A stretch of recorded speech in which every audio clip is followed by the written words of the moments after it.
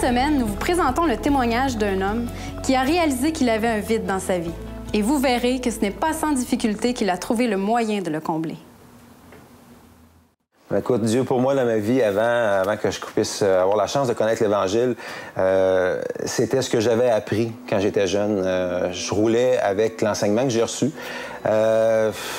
Écoute, on allait à l'église une fois par semaine, une fois par mois, au gré de ce que ça tentait aux parents, dans le fond. Puis c'est ça pareil, mais c'est à peu près ce que je savais de Dieu. Dieu, c'était une personne qui était invisible pour moi, que je pouvais pas palper. Que je pouvais pas voir.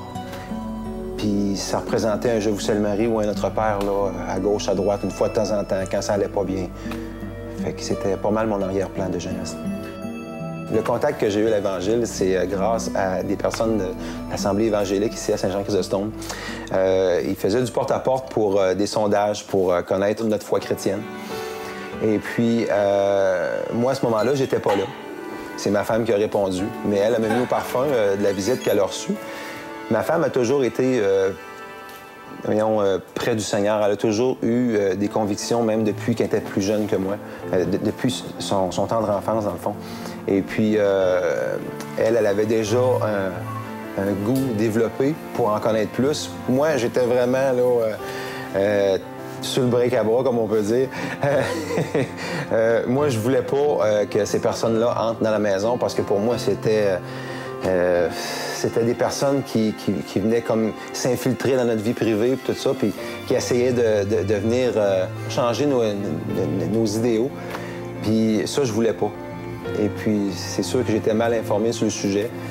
Et puis, ça a duré pendant quasiment 2 ans de temps à ce que les personnes venaient nous porter des pamphlets pour le déjeuner de l'espoir, à ce qu'on ait assisté à des déjeuners.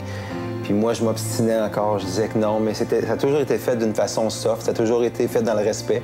Puis c'est probablement ce qui a fait qu'un jour, j'ai dit oui. Parce que j'ai jamais, en aucun temps, je me suis senti bousculé, je me suis senti obligé à quoi que ce soit. Mais ces personnes-là ont été très respectueuses, mais ils se sont tout simplement acharnés parce que ça en valait la peine. Et puis, un jour, j'ai dit oui pour aller à un déjeuner de l'espoir. Ça m'a touché beaucoup. Et puis, après ça, on a été un petit bout sans avoir de contact. On a déménagé, on a eu une construction. Et puis là, moi et mon épouse, on avait ce qu'on appelle un gros trou noir en dedans de nous autres. C'était un vide... je sais pas comment on peut appeler ça, un vide spirituel, émotif, appelons ça comme on veut, mais il y avait vraiment un vide à l'intérieur de nous. On avait un besoin qu'on ne pouvait pas combler, puis ce besoin-là, on ne savait même pas c'était quoi exactement. Mais on avait tous les deux dans l'idée de rappeler la personne qui s'était obstinée à venir nous porter des déjeuners de l'espoir, puis à venir nous contacter. Et puis, curieusement, cette personne-là nous a contactés dans la semaine. Je ne sais pas si Dieu a mis sa main là-dessus, mais je présume que oui. Donc, j'étais fou de joie, j'étais content. J'ai dit, ben oui, justement, je voulais te parler, je voulais justement qu'on se voit. Fait que ça serait-tu possible pour toi de venir nous voir puis qu'on puisse se rencontrer? On aurait des choses à se dire. Fait que la personne est venue nous voir très heureuse. On l'a accueillie. Ça a été très convivial, là, des petits biscuits, café autour de la table. Puis là, on s'est mis à jaser du Seigneur, à jaser de Dieu, puis à lui parler de notre fameux trou noir, puis comment on vivait ça. Puis dans le fond, on a fini par se rendre compte que ce fameux trou noir-là, bien, c'était la présence de Dieu qui nous manquait en dedans de nous. Ma femme, elle, durant le cours de la Bonne Nouvelle, elle a donné sa vie au Seigneur. Elle est allée vers Dieu et puis le Seigneur l'a béni à partir de ce moment-là. Moi, dans mon obstination, j'étais encore obstiné à ne pas vouloir donner mon trousseau de clés à Dieu. Je voulais... Mon trousseau de clés, c'est... Chaque clé peut débarrer une porte dans ma vie. La porte de mon travail, de mes amours, mes enfants, mon automobile, tout. Et puis, je refusais de donner mon trousseau de clés parce que je sentais que je serais plus maître de ma vie et puis ce serait quelqu'un d'autre qui deviendrait le conducteur de mon véhicule. Puis ça, je voulais pas. Je m'étais toujours dit, je suis capable de me débrouiller toute seule dans la vie, puis je suis capable de faire mes affaires, puis j'ai pas besoin de personne.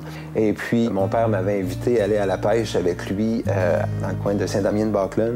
J'ai amené mes enfants avec moi parce qu'il y a un de mes enfants qui aime beaucoup la pêche. Puis l'autre est comme moi, il aime la nature. Il n'est pas très patient avec une ligne, mais il aime beaucoup la nature.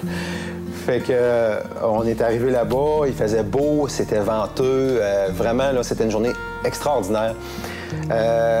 Mon père, il dit, écoute Stéphane, il dit, je te laisse ici parce que moi, j'avais pas de bottes de pêche. Il dit, j'amène les enfants de l'autre côté, on va aller pêcher dans le coude de la rivière. Ben, j'ai dit, c'est bien, c'est correct. Moi, pendant ce temps-là, je vais contempler la nature. Je me suis assis sur une grosse roche. J'avais la rivière à peu près à 15 pieds de moi. Il y avait une brise qui me caressait. Je me sentais tellement bien, la chaleur du soleil qui plombait sur moi en plein milieu de l'après-midi. Je voyais les hautes herbes qui valsaient. Ça semble tellement romantique, mon affaire, mais c'est vrai.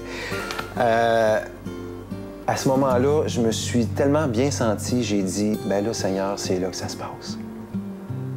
Tu le veux, mon trousseau? OK, je te le donne. Je te demande pardon pour mes péchés. Je me reconnais comme étant pécheur. Je sais, puis que c'est vrai que, Seigneur, t'as envoyé ton Fils pour moi à la croix pour qu'il puisse me pardonner de mes péchés.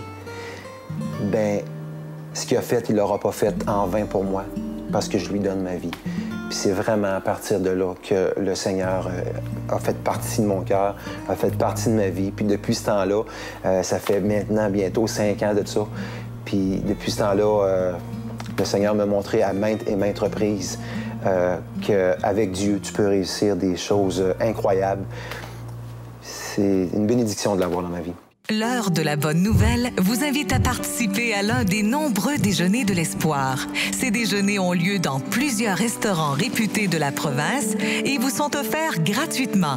Pour connaître les détails concernant l'endroit, la date et l'heure pour votre région, composez le numéro sans frais 1-866-509-1319. Vous pouvez également consulter le site web www.déjeuner.org.